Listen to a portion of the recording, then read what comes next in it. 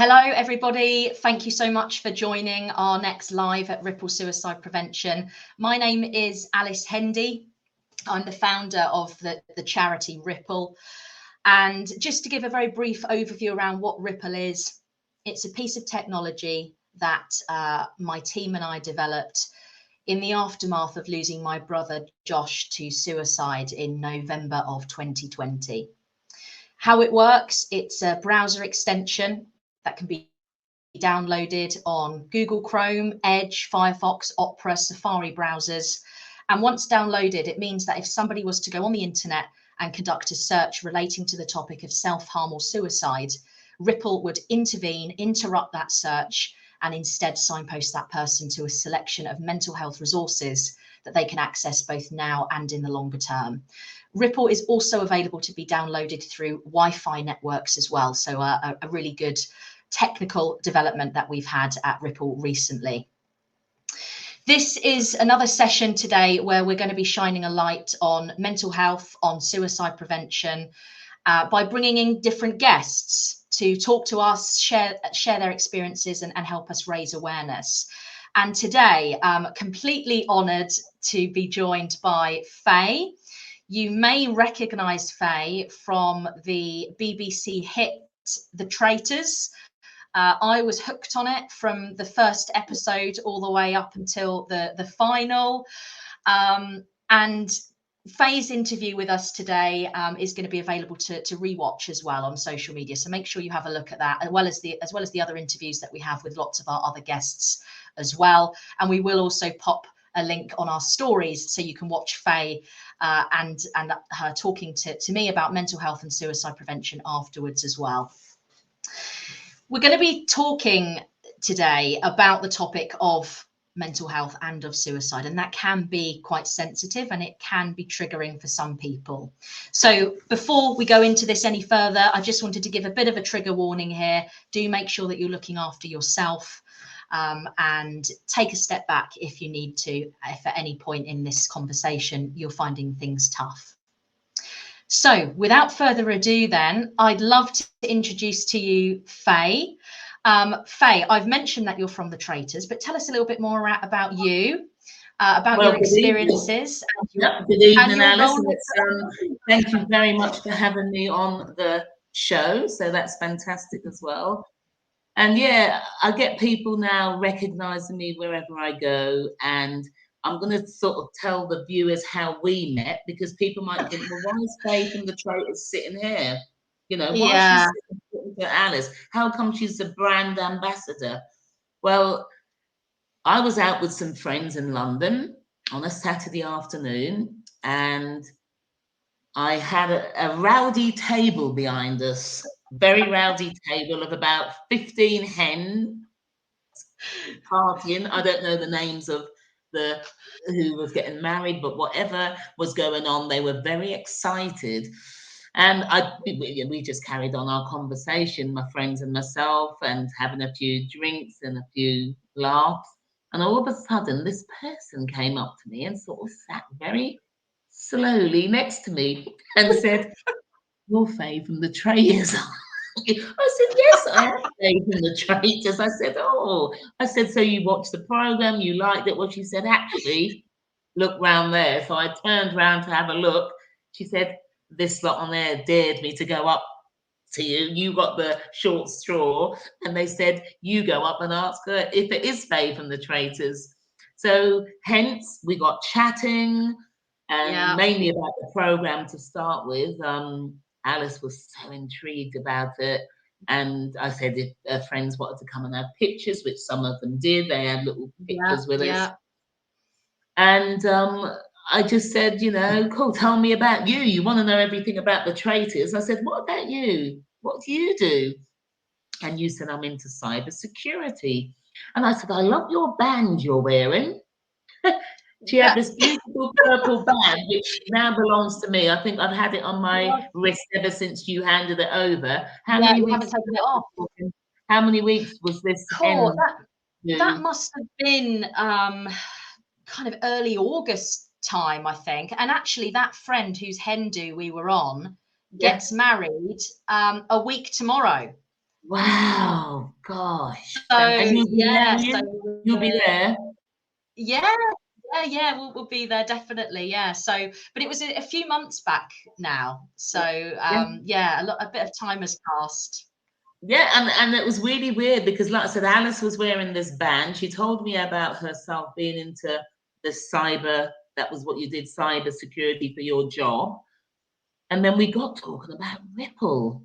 And I said, wow, my God, I said, that sounds amazing. Obviously, I was very upset and sad for the story, but I thought what you've done with that, the positivity that you've brought, to others with the creation of Ripple was immense. And we got chatting, and you told me a couple of bits about the company, how long it had been running, and that you were looking for positive people to get on board. And I said, I would absolutely love to get on board. And I hadn't even Googled it, I hadn't even looked at it, but I just thought the way you were, Alice, you sold it to me. I didn't need to Google it, I didn't need to look it up. You were so sincere, it was coming from here, and I was hooked, basically. And here I am now. So, And and here I you think are. the Thank thing you, Faye. I think the thing that we connected with, and I call it a connection, is that I said to Alice, I've been in education. Um, I'm recently just out of education. I don't like to use the word retired too much because people can then put an age on me, and I've been getting away with 40 for the last few months. You look 40, Um, so since the Traitors, oh, there's Fay, look, she's only 40.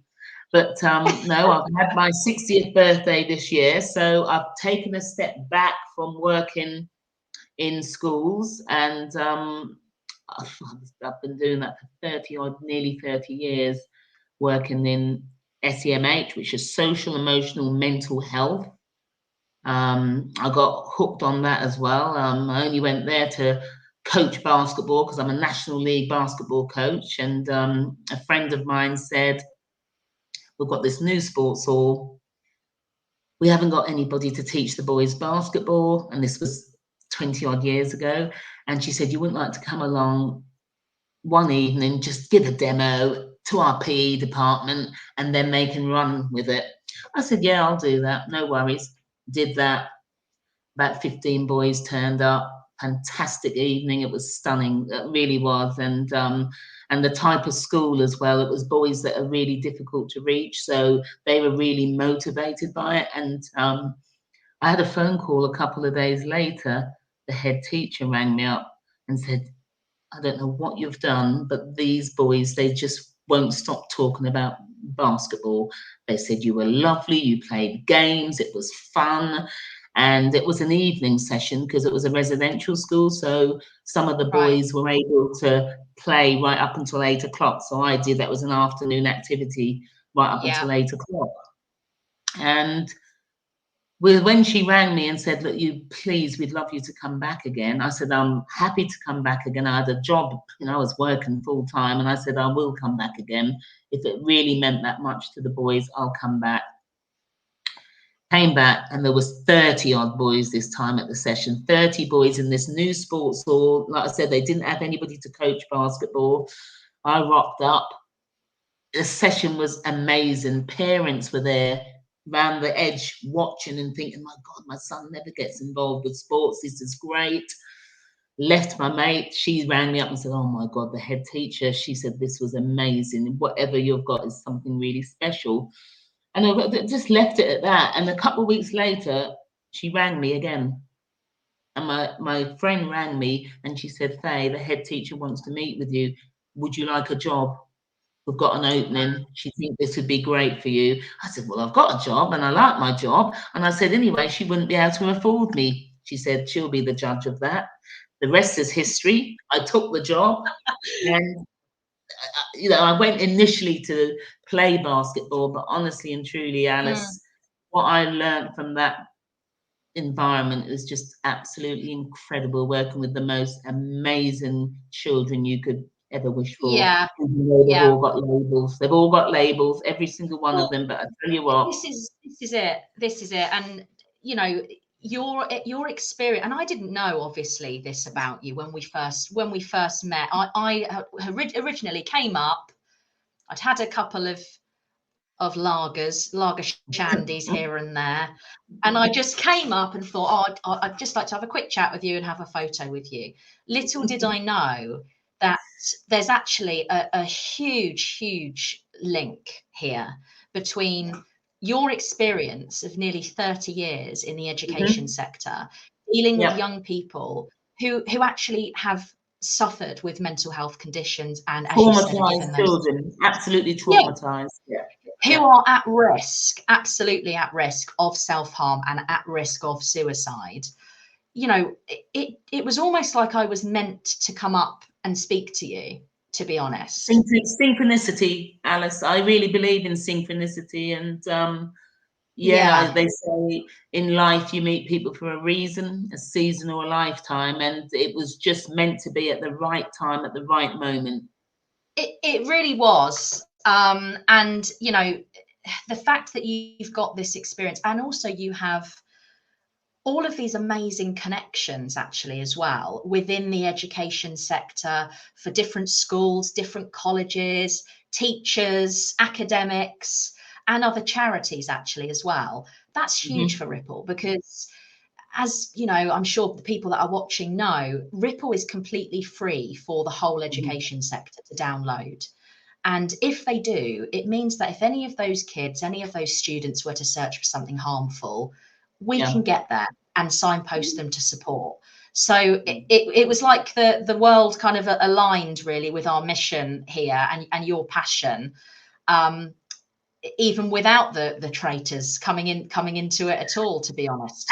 No, and you're absolutely right. And perhaps if I wasn't in the Traitors, we may have connected a different way by standing at the bar and you saying, "Oh dear, I've had my fifth one here," or whatever. Yeah, I mean, yeah, well, I've had a few as well. But you know, if things are meant to happen, I really believe that they will. And my cup was always half full, Alice. It doesn't matter how things are going for me. I always talk to the angels, and I'm a person about being hopeful the whole time, because I think that's what you've got to be, because there's so many people now that are down on themselves, and you have to surround yourself with people that are positive. And when I think about what you've been through, you were so positive. You were mega positive.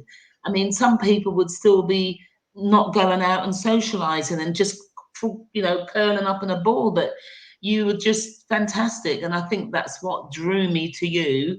And I'm so pleased that I'm involved, because and whatever I can do to support, like you said, in the education sector at the moment, I know that they are struggling big time with, the crisis teams with children wanting to yeah. self-harm, So suicidal tell us thoughts. about that. Tell us about that, Faye. What would you say is that kind of, really, those key challenges that the educational sector are facing with regards to mental health, from your experience? What have you seen? Well, if we take a school like mine, because my school, like I said, is an SEMH school, so all the children that go to this school for social, emotional, mental health, they can only go there if they've got an EHCP, Educational Health Care Plan. Years ago, when I started, it used to be called a statement. Are you statemented? When you're talking to Okay, a okay, parent or someone from outside the school, you'd say, "Is your child statemented?" That's the old term. But you can't come to a school like us unless you have got this yeah, EHCP. Now, obviously, that's all special schools. So we are classed as a special school. And, some of the boys, if you were to look at some of their case studies, because when they come to us, we have a Senko.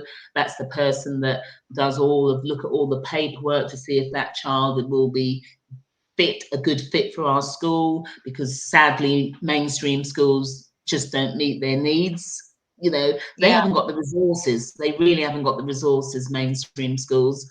And we haven't even got the resources. So poor mainstream schools, they're on a loser yeah, straight yeah, away. Behavior is at a high, negative behavior is at a high. And it's not just schools like ours, it's across the country. And you've only Yeah. got to look at the amount of they don't call them exclusions now, they call them some suspensions now. They keep changing the terms, but suspensions in mainstream schools are going through the roof. And Yeah. a lot of schools are seeing more and more children visit their welfare departments if they have got a welfare section. We're lucky because I headed up the welfare when I was there, so I was in charge of the welfare, and then I had Yeah. a designated safeguarding lead. I was a assistant safeguarding lead. My boss was one. So we had like 4 or 5 people that were Wow. safeguarding, which meant that if a child was feeling suicidal or a child said something that was out of turn, we would then pull that child and have a chat with them and sort of give them Yeah. different strategies and sort of refocus them, really, because we haven't got a magic wand. You know, No. if someone No. has suicidal thoughts, they've got suicidal thoughts, and you can't turn around to that child and say, well, don't be so silly.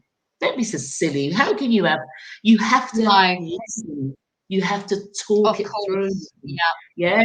And we had to set up little programs, little incentives. And there's one boy that come to mind, and I obviously can't talk about him in depth, but if you could refocus them on something that they love, you know, like a solution focus therapy, Yeah. because a lot of the Yeah. boys at the end of the day, this was an all boys school, by the way, so I'm talking boys, it's an all boys school.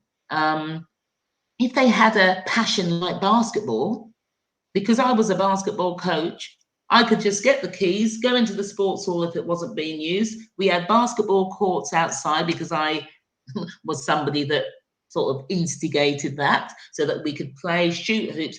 And I always used to think, Alice, the best way to talk to children in crisis was to keep them busy. A game of Yes. pool, a game of pool, a game of Yeah. table tennis, a Yeah. shoot and hoop. You shoot a hoop, and then I'll ask you a question. If you miss, you have to do two. You know, but Yeah. yeah, Yeah. so they make sure they were on aim, mate, because they didn't want to ask Yeah. any me Yeah. to Yeah. ask many questions. So they got very good at shooting hoops. You know. Yeah. That's one way to improve their basketball, isn't it? But But you're right. honest, It's so important because, you know, do you think the educational sector at the moment is equipped no, in dealing with kids who are coming to them with no, suicidal thoughts? Because no. you've got to react in the right way. You can't just fob that off. You've got to really listen to them, signpost them to the correct support, Yeah. make sure that they're okay. And you know, do we have a team of teachers in our educational sector that are I trained to mean, do that? no, and that is the word, trained. They're not. They're No. teachers. You know, they Yeah, went into exactly. the profession because they want to teach PE, they want to teach English, maths, social Yeah. science, whatever. They didn't go into it because they were blooming counsellors. Yes, No, now you've got to be everything. You've got to be everything, and it's you just do. Yeah. impossible. And Yeah. I honestly, I know because I've been in it. I just feel for teachers 100%. I really do. When people are saying, "Oh, teacher," they haven't got a clue. They haven't got a No, clue. You only need no. to go around and have a look at the amount of teachers themselves, sadly, that are having time off for ill health. Yeah. That tells you on Yeah. its own that there's a big problem. Um, Sadly, they're fast tracking teachers. Well, you know, what's a fast track teacher? It's a bit like Well, it's saying we'll about fast track a experience, isn't doctor. it, I You think? wouldn't fast track a Yeah. doctor, would you? Do you know what I No. mean? No. I just feel that the sizes of the classes are too big. And we were very lucky because we only had up to 9 to 10 boys in a classroom, max. Okay. And some So of that's them, really lucky because there can be up to, you know, 35 odd now, can't there, in some well, how schools can or it, even more? absolutely. So when we go back to talking about kids with suicidal thoughts, self-harming, well, how can a teacher who's got a class of 35 spot those signs? It's very Well, difficult. this is the thing, and we're not just talking one or two children here. You know, according to a recent report from Young Minds, 1 in 6 young people aged between 5 and 16 in the UK has got a diagnosable mental health condition. So this isn't the odd child in, you know, here and there. This is in every single classroom up and down the country that this is happening. Yeah. So the scale of this is just enormous.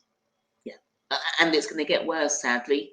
And I'm, you know, not being negative, it's going to get worse. We had a waiting list for boys to come to our school because Right. we could take on roll up to 80 children, about 80 kids. So that's only 80 children out of a catchment of thousands. Do you know what I mean? And some of the teachers that were in the primary catchments were envious that there was a secondary school for some of boys like ours to go to. If you can get in, great.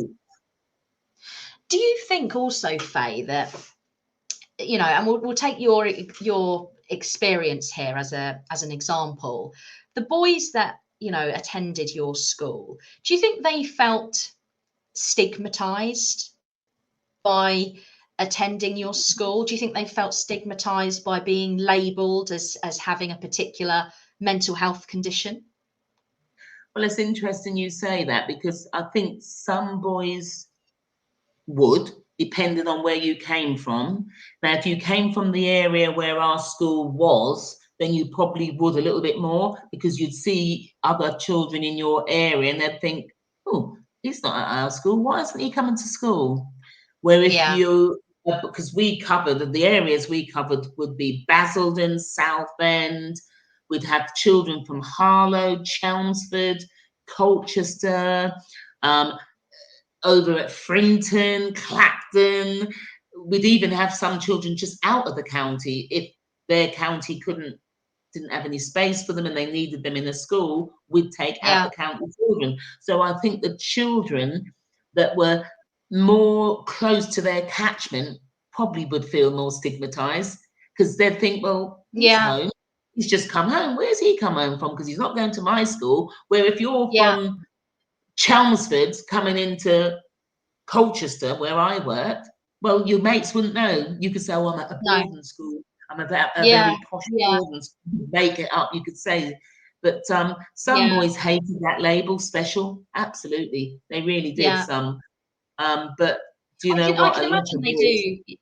Yeah, I mean, and you're not alone in your thinking here. I've got another statistic. It's from an organisation called the Wellcome Trust report, and they highlighted that 61% of teachers believe that student well-being has worsened in recent years. 61%. The survey was this current academic year, or 22-23? It was this academic year, and that's in the UK. That's in the UK. So over half, way over half there of teachers. So they've got a tough gig, haven't they? 61%. Absolutely. It's it's hard, really hard. So 61%, and obviously we only take a tiny percent of that.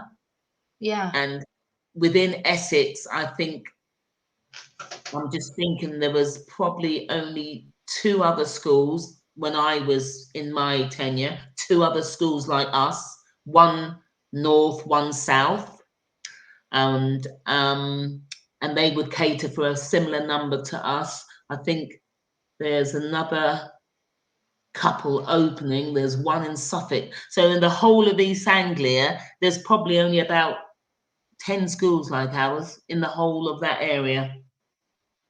Wow. Okay. Really few and far between. Absolutely. And we are a residential school. Some of them are just day schools. So with a residential school, you get that 24-hour curriculum, you know, so you're in the daytime and we can then sort of filter it through to the evening. So, you know, those boys get really nurtured right the way through, you know, and we can do positive stuff with them. And we did sort of look at the stats, and boys that were residential were fared better than the boys that were day boys, going home and going back to their home situations and coming back. And Right. Okay, that's interesting. well, yeah, because you see, in the evenings they could go swimming, bowling, play football, basketball, go to the cinema. You know, they could do some really exciting things. That was like a family. They'd have dinner together Yeah. in the evening, and they'd go for long walks. They might go for fishing in the summer, camping out on the school grounds. You know, and activities. Because I was lucky, I worked on the residential side to start with. So I introduced basketball. So every Thursday night there'd be basketball. You'd have Yeah. 30 boys, and their parents would come and pick the day boys up because they all wanted to be involved. And I tried to make it as inclusive as possible so that the day boys didn't miss out. And I think, and I'll honestly say this, Alice, I think the well-being of the boys that play sports were far better than the boys that didn't. And I'll be honest with Really, you, really. 100%, 100%. Yeah. I guess it just kind of backs up the theory of, exercise, if you can, will help your mindset, not just as kids, but actually as adults as well, right? Yeah, and I think it's a sense of belonging because you're in a team. Remember, some of Yeah, these children that have these suicidal thoughts and they feel down on themselves, a lot of them are loners. Some of them are, yeah, loners. And remember, you're away from your family, whether it's at school or whatever. And if you're a part of a team, doesn't matter where you are, even in your job, you could have a position where it's just you working on your own, and it's a bit where if you see other people working as a group and a team, there's a better yeah, feeling, much better yeah. No, feeling. definitely. And I can't let this conversation close without asking you about the Traitors, obviously. So, firstly, tell us what it was like. And then, secondly, I wanted to know if actually any of the subsequent, followers that you've got and fame that you've had post the Traitors has impacted you and your mental health. Wow. So the first question was, tell you the Traitors was an amazing experience. It really was. One of the reasons I went on there was because I knew at 60 I wanted to do something different. I knew that I'd been in the environment. Some people say you can only do my job for 5-10 years max, working in that Yeah, really yeah, intense environment.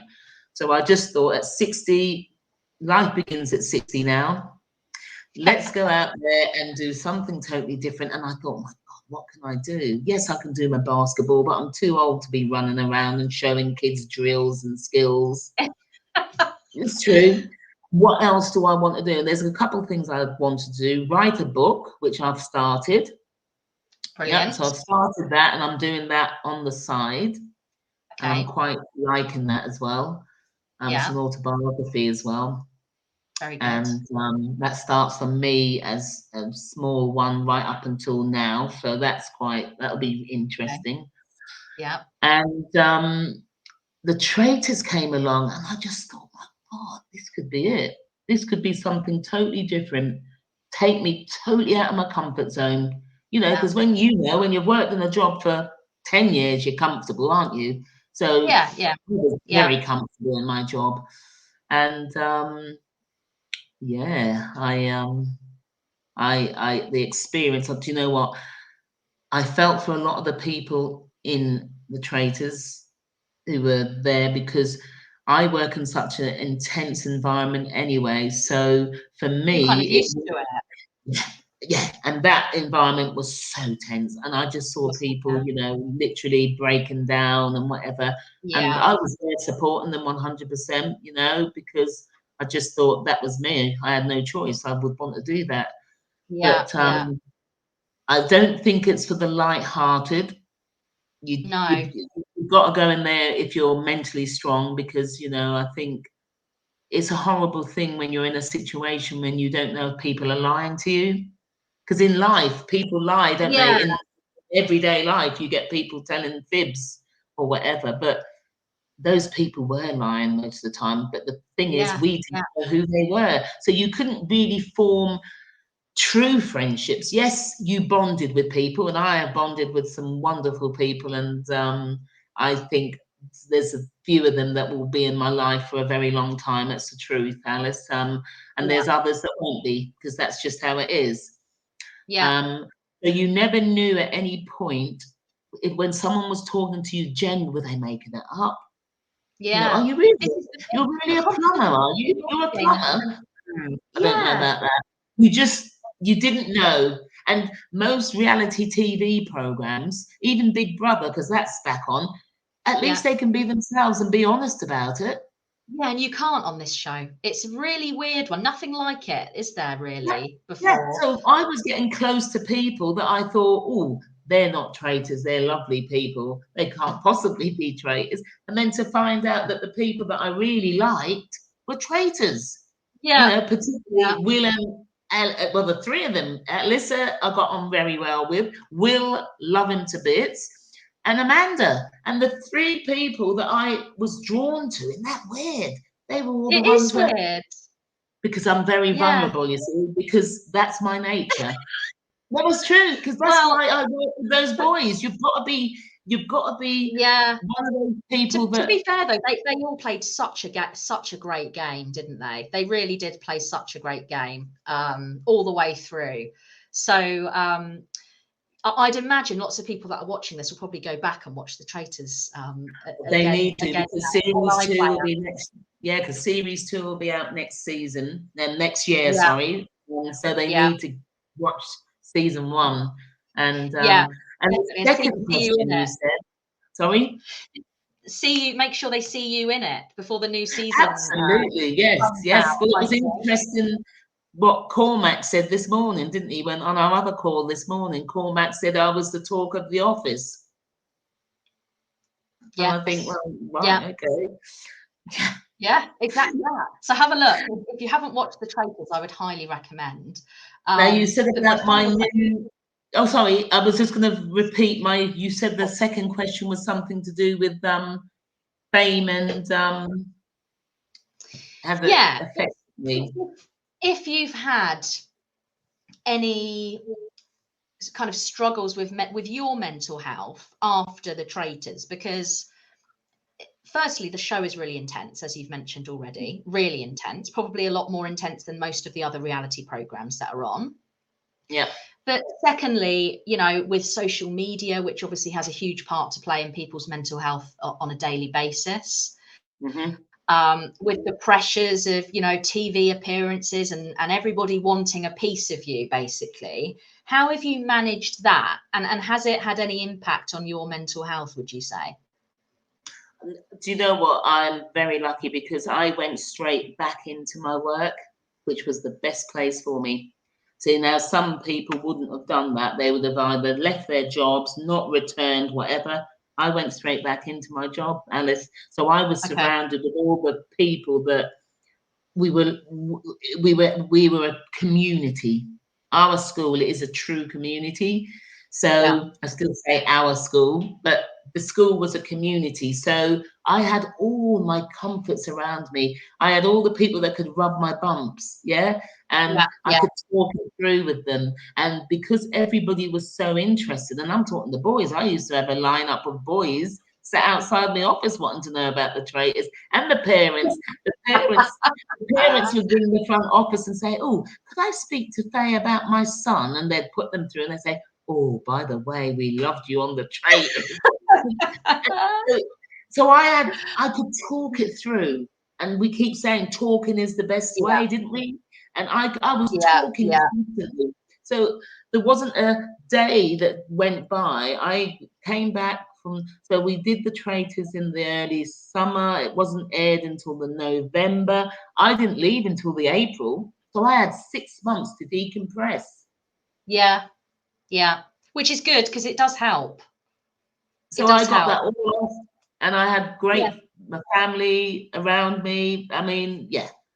But Good. if you hadn't got that and you came home and you were on your own in a house, you weren't working, cool, it would be absolutely playing on you the whole time, Yeah. 100. Yeah. So again, it's about getting it Yeah. off your chest. Well, exactly. And luckily you had the support network around you that enabled you to ride the wave safely, basically, because it can go one of two ways, can't it really, on a lot of occasions for people that own Absolutely. television programs. Yeah. Mm. So you're an ambassador now of Ripple. So all of the background and the context that you've given us on this conversation today, just, I think, highlights why you're such a perfect fit for us. So thank you so much for all of the work that you have done so far and that you continue to do for Ripple to try and get it out there. And thank you also for being so open and honest today about your experiences in the educational sector, your personal experiences, be it the Traitors or being in your school, dealing with your children. Really insightful, and I think people will hopefully get a bit more of an insight into Fay as a person, as opposed to Fay from the Traitors. I think that's important, yeah, because Mm. a lot of my friends have said to me, I can understand why you're doing this with the two Yeah, charities you're associated with, but if yeah. you don't know me, you think, well, why would she do it? Well, exactly, and you've given us that context now, and I think everybody would agree it's just a perfect fit, and we were meant to meet on that rooftop bar that day at that hen do. But thank you so much, Fay, for your time. Really, really appreciate it. I hope that was useful for Oh, everybody. I do, But Alice, and I think we must hook up again because there's more to it. There's lots more I could talk to people about, and yeah, yourself as well, Alice. You need to have some credit for what you're doing for Ripple too. all my credit is purely when I see a school or a college or a university download Ripple. That's kind of what gives me a purpose, to be honest. And it's, as you said right at the beginning, it's about giving people hope, and that's what we're trying to do, and that's what you're on board to help us achieve as well. Do remember as well, if you are watching this, some of the stuff that we've spoken about this evening and in our conversation is tough. So do remember that there's lots of free resources out there for you to support you as well. There's the Calm web chat facility, there's Samaritans, there's NHS 111, there's the Shout tech service, and you can access all of these support channels by visiting our website, which is www.ripplesuicideprevention.com. Loads and loads of resources on there as well. So thank you, Fay. Really appreciate your time. Lovely to speak to you. And I hope everybody enjoyed it. And we're looking forward to the new season of The Traitors coming up soon as well. Thanks, everyone. Thank you very much, Alice. Thank you.